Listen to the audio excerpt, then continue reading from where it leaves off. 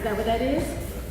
Pretty Paper, B-Day Interior, and she is the co-owner of MDC, a real estate investment company. Wow. Great. Yes, give it up for her. That's wonderful. Brianna has always considered herself a part of the crowd because she knows that she is meant to stand out.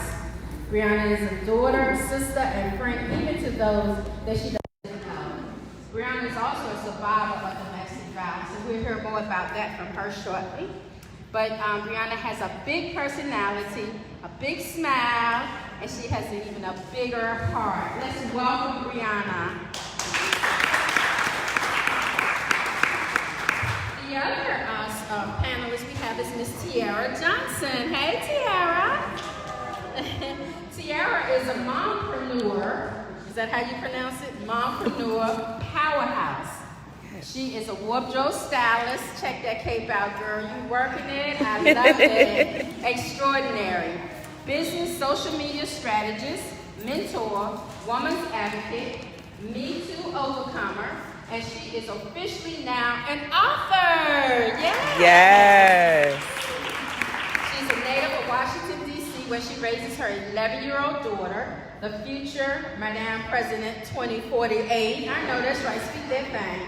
She is the founder and CEO of The Woman with Vision, Her Seat at the Table, and Style by Tiara J, where she assists women, bosses, in training to find their purpose, as well as to take the necessary first steps to launching their business. Let's welcome Miss Tiara Johnson. Tiara's organization is founded on love, support, unity, and women's empowerment. She definitely belongs up here on this panelist. Let's welcome the panelists.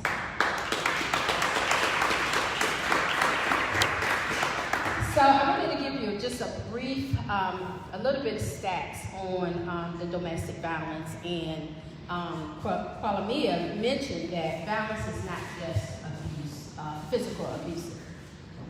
Domestic violence is a willful intimidation, which you guys probably heard a lot of this through the testimonies, physical assault, battery, sexual assault, and or other abusive behavior as part of a systematic pattern of power and control. Did you all recognize that that's basically what it was? Control. Penetrated by one intimate partner against another. It includes physical violence, sexual violence, threats, and emotional and psychological, as Paula mentioned.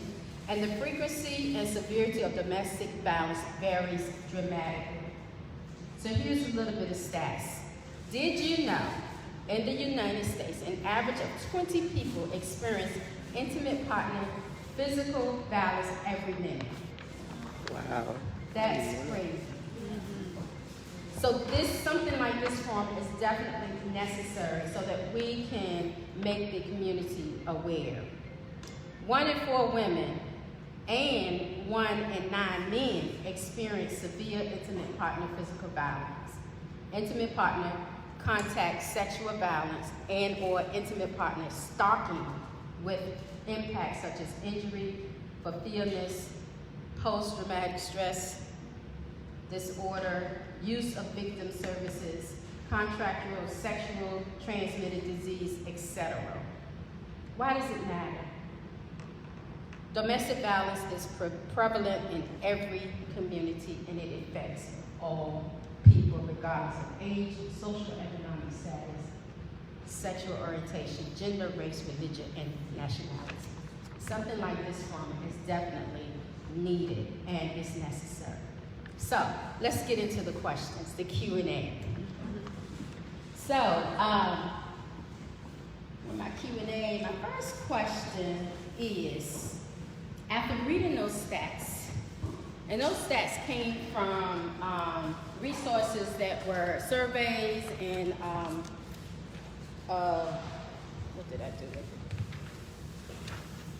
National Center for Injury Preventive and Control Centers and Disease Control Centers, National Network to End Domestic Violence, an intimate partner and sexual violence survey. So those surveys came out anywhere between 2006 up to 2017.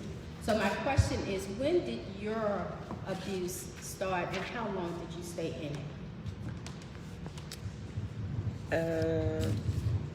The first incident, my abuse started in 2012, and I ended up staying in it for 6 years.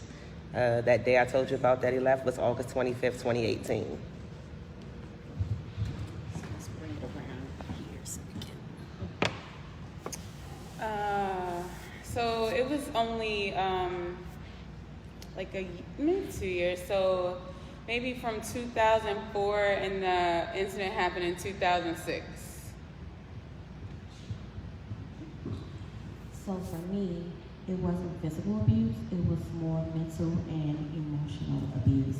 I was in that relationship for over 10 years, and it started after we had our daughter, and I think it ended 2017. She was born 2008. Wow.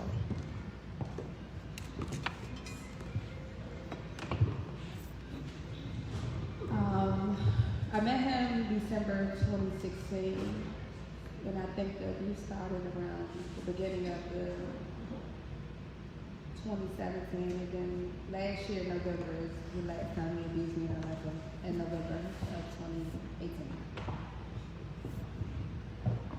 I want to say I met him when I was a teenager, and that's when the emotional and mental abuse started. So, I don't know how old I was 16. What year was that? 16. I want to say 2003, and I left him in 2008. Wow. So the stat in that survey includes you guys.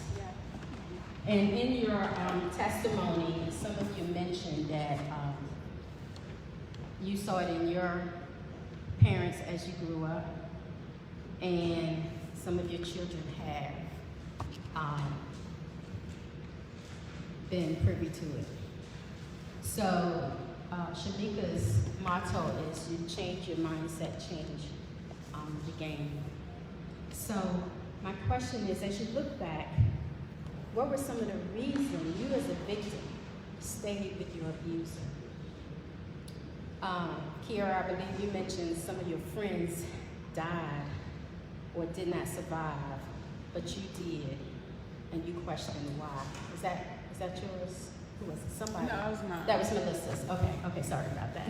So the question is, as you look back now, you know, you are invincible and unstoppable and unbreakable now, but it may be some people in here in this audience today that want to know, how can I get out of it?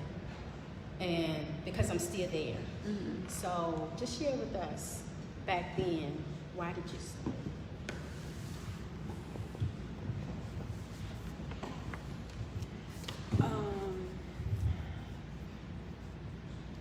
I stayed in fear of my life, my kid at that time.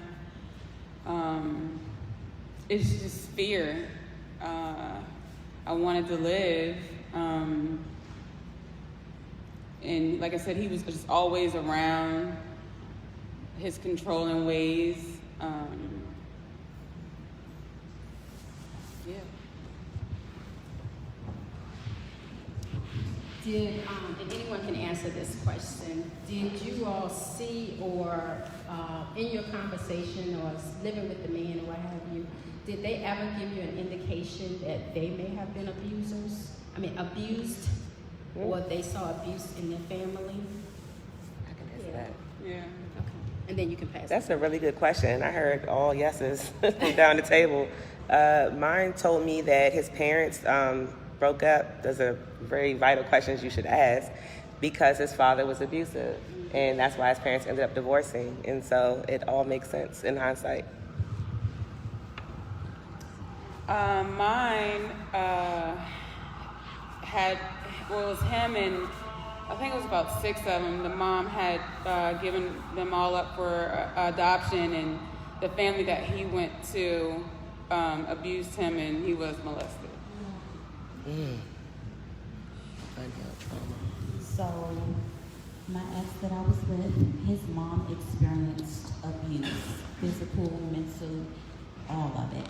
And he said when he got in a relationship, he promised that he wouldn't do it. And you know how you have those long talks and conversations in the beginning. They so cute, right?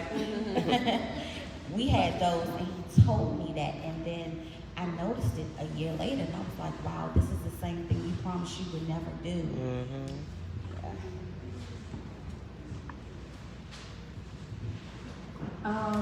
His was a little bit more different, like the ones that we don't see. Because, you know, as a parent, you know, a lot of people nowadays don't understand why a lot of people say don't work with kids. But him, he had a difficult childhood, lost his brother through cancer and stuff. So his mother had a hard time, so having a hard-headed child caused her to whip his butt. But the whoopings were really bad. You know, so he was talking about one day he couldn't even sit in his chair at school. And when he was talking to me, he didn't even notice that stuff like that can be abuse. You know, and we don't know that because as parents, you know, you're like, we're going to whoop our child, but victim is discipline. And when I was talking to him, he didn't even notice that. And I was talking to him about it. I said, you don't want to, you know, not be around your mom or whatever, but I was explaining to him, I said that you might need to get over that chapter, you know. And he'd been in and out of jail and stuff like that. So, you know, police abuse, all types of abuse since he was about 14 years old and not really getting that daddy that he needed type energy in his life. And so that's what his abuse more so was. Wow. I'm different. My abuser was never abused in the traditional way. I think his parents failed to hold him accountable for his wrong choices, and instead of correcting him, they made excuses for him, and they worked to fix everything. Even when we had disputes, like when he would break the windows out of my car, or when he would break my radio and tear up my stuff, they would hold him accountable to that. They would fix it. And in that, it allowed him to just continue to do the same thing. So maybe a form of abuse, but... Enablers. So, Wow. Maria, I want you to share with us a little bit, just a snippet of your story and why you said that your abuse is different. So I met him when I was a teenager at the trip to Six Flags. I was being hard-headed, me and my girlfriends got to Six Flags, and we told our parents we had a ride, and my first cousin got us a ride on board. We ended up going to somebody's house, and that's where I met him. I always knew that he had a bad temper. I always knew that I was attracted to him because he was a thug in a sense, but he was from Bowie, so you know how it goes. I was from Bowie for a second, but I was like, I didn't have my father was on drugs most of my childhood. My stepfather, I reported him as weak. So the books that I read had that kind of strong man that he was a drug dealer, he was a gang banger, but he loved his woman, and that's what I looked for, that's what I found in him. But the mental abuse started where I don't know that even when he did it wrong, I would end up cheating on me, and I would end up being the one to apologize. Like, why am I crying, baby? You come back to me after you cheated on me. And he was just nasty to his friends, nasty to his family. Fast forward, I ended up getting pregnant 2007. During my pregnancy, he was verbally abusive, financially abusive. I took him, but I took my mom to meet him while he was on house arrest. It was the day of my senior year's homecoming, and I was like, Mom, what you know with my boyfriend? So she drove me from Waldorf all the way up to Louis, and I had